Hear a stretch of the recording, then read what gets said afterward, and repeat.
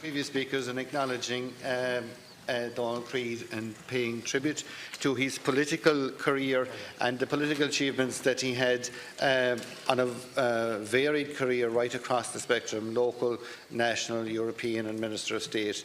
And, you know, his lasting legacy politically is the National Lottery.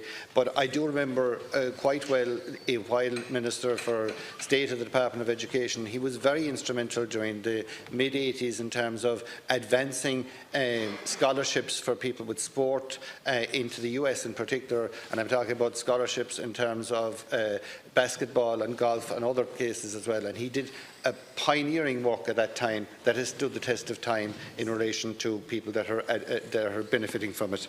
I suppose whilst on paper we were political foes, he encompassed and he gave what was the best about Irish politics.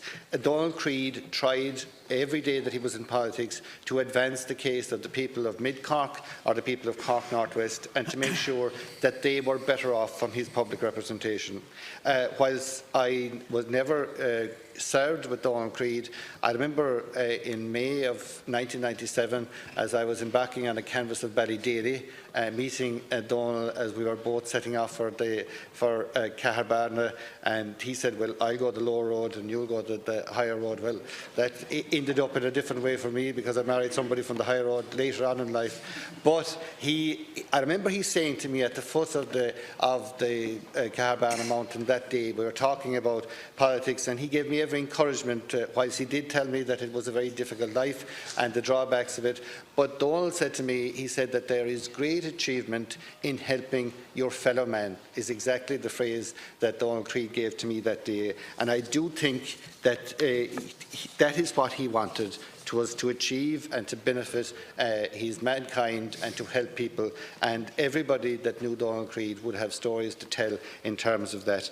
I suppose, you know, his political astuteness is rare, but I do think that his political astuteness hasn't fallen far from the tree in Michael Creed, and the way he conducts his business, like his father, not rushing to the limelight, but still very effective in it. I would like to, you know, again sympathise with Donal's wife Madeleine, to the daughters Marcella, Michelle, Madeleine, Suzanne, Louise, and of course remembering Nuala and Claire, who just died a few weeks prior to Donal's death.